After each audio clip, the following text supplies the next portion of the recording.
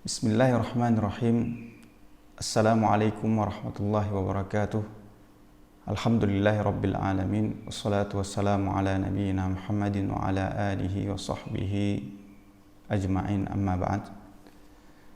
Sahabat sekalian yang dimuliakan Allah Subhanahu wa taala, sesi kedua atau pertemuan kedua dari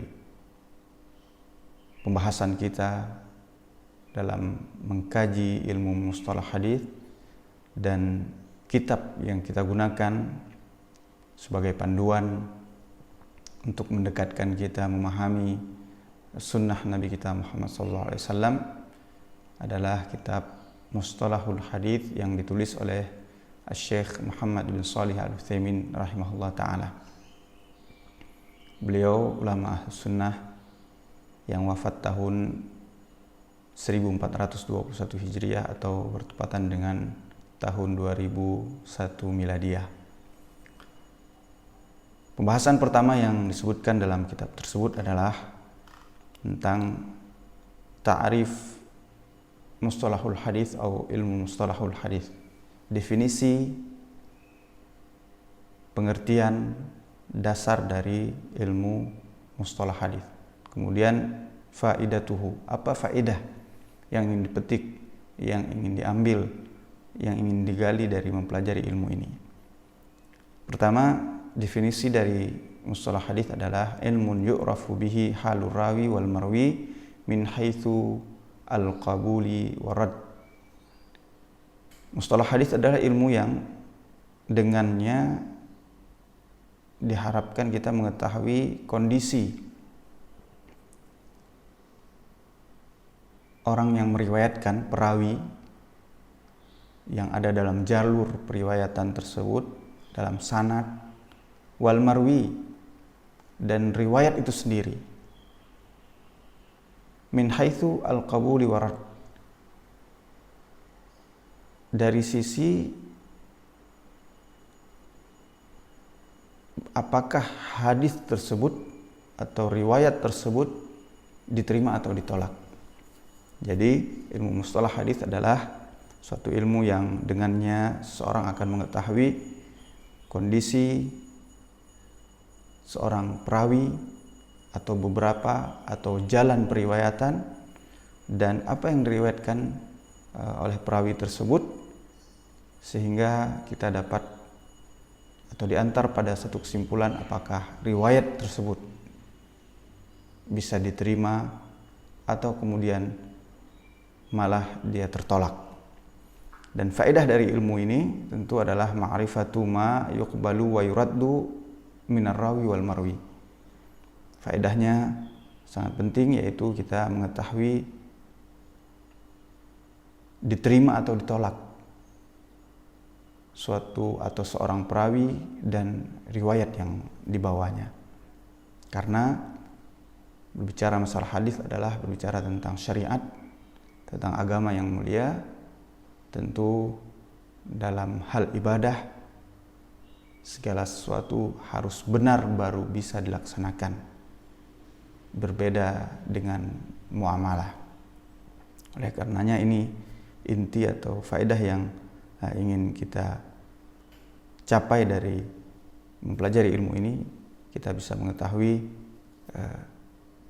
diterima atau ditolaknya suatu riwayat dan orang yang meriwayatkannya. Dalam pembahasan ilmu ini tentu ada beberapa istilah, ada beberapa hal yang sering berulang disebutkan.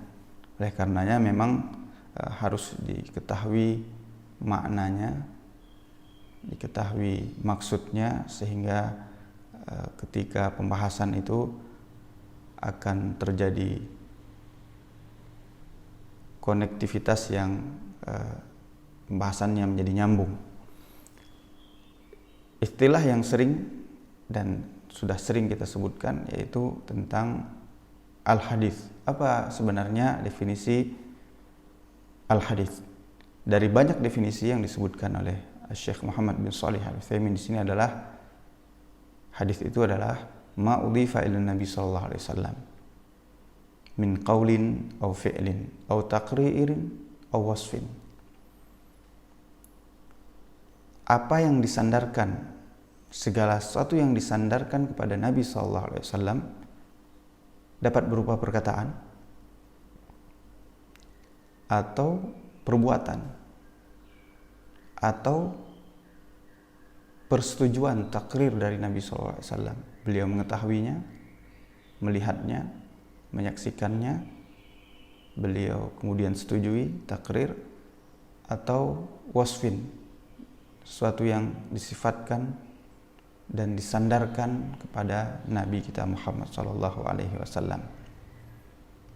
Oleh karenanya Nabi SAW, salah satu hal yang menjadi kekhususan beliau adalah beliau sifatnya maksum, terbebas, terjaga dari kesalahan, sehingga perkataannya, perbuatannya, persetujuannya, hal yang disandarkan kepada beliau kemudian menjadi suatu syariat kepada umat Muhammad sallallahu alaihi wasallam. Yang kedua yang sering juga disebutkan atau sering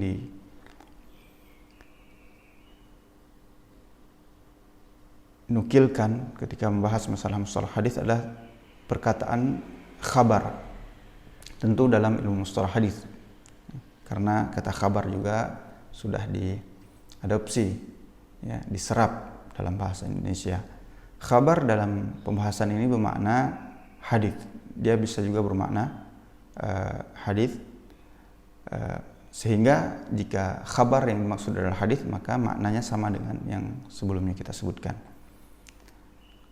Ada juga sebahagian ulama menyebutkan bahwa khabar itu adalah ma udhifa ila Nabi sallallahu alaihi wasallam wa ila ghairihi fayakunu a'ammu min al hadithi wa ashmal. Sebahagian menyebutkan bahwa khabar itu adalah sesuatu yang disandarkan kepada Nabi sallallahu alaihi wasallam dan kepada selain beliau, sehingga jika demikian pemahamannya, maka dia lebih umum dari definisi hadis dan lebih luas cakupannya. Yang ketiga yang sering juga istilah digunakan dalam pembahasan ilmu ini adalah al-atharu, al-athar. Kata athar juga diserap dalam bahasa Indonesia. Namun saya akan sebutkan definisi yang disebutkan di sini. Ma udhifa ila sahabi awit tabi'i. Athar itu adalah sesuatu riwayat yang disandarkan kepada sahabat Nabi SAW atau tabi'i. Tabi'i adalah generasi yang tidak bertemu dengan Nabi SAW, tidak mengambil ilmu dari Nabi SAW, tapi bertemu dengan sahabat Nabi SAW. Riwayat yang disandarkan kepada dua golongan ini disebut athar. Namun terkadang juga athar itu disandarkan kepada Nabi SAW, sehingga tentu ketika disandarkan kepada Nabi SAW maknanya sama dengan hadis. Akan tetapi tentu ketika disandarkan pada Nabi SAW, penyebutannya juga harus ada tambahan. Misalnya wafil athar anin Nabi SAW, dalam sebuah athar dari Nabi SAW, harus dengan tambahan nisbat seperti itu. Yang terakhir, istilah yang sering disebutkan adalah al-haditsu qudsi. Hadis qudsi. Di sini disebutkan maknanya adalah riwayat, perkataan, hal yang diriwayatkan oleh Nabi SAW dari Allah Subhanahu wa taala. Nabi meriwayatkan dari Allah Subhanahu wa taala, menyandarkan hal tersebut pada Allah Subhanahu wa taala. Dan hadis qudsi muradifnya, sinonimnya antaranya adalah al-haditsu rabbani, hadis rabbani. Dan yang lainnya juga ada menyebutkan al-haditsul ilahi, hadis ilahi. Tiga ini, al-haditsul qudsi, al-haditsul rabbani, atau al-haditsu ilahi. Tiga istilah dengan makna yang sama. Contohnya adalah hadis yang diriwayatkan oleh Nabi SAW dari Allah Subhanahu wa taala. Allah berfirman, "Ana inda dhanni abdi bi wa ana ma'ahu hina yadhkuruni." Aku, kata Allah Subhanahu wa taala, sesuai dengan persepsi persangkaan hambaku kepadaku, dan aku akan bersama hamba tersebut ketika dia menyebut tentangku. Dan lanjutannya hadis yang cukup panjang. Yang seperti ini hadis Al-Qudsi. Sedangkan derajatnya hadis Qudsi berada di antara Al-Quran dan hadis Nabawi. Al-Quran langsung firman Allah Subhanahu wa taala, kemudian disampaikan oleh Nabi sallallahu alaihi wasallam. Kemudian setelah itu hadis Qudsi, dan yang ketiga hadis Nabawi. Oleh karenanya Al-Quran Al-Karim disandarkan kepada Allah Subhanahu wa taala secara lafaz dan maknanya. Sedangkan hadis Nabawi disandarkan kepada Nabi sallallahu alaihi wasallam, lafaz dan maknanya juga. Namun hadis Qudsi disandarkan kepada Allah Subhanahu wa taala secara makna saja, sedangkan lafadznya tidak. Oleh karenanya hadis Qudsi walaupun dikatakan firman Allah Subhanahu wa taala, dia tidak digunakan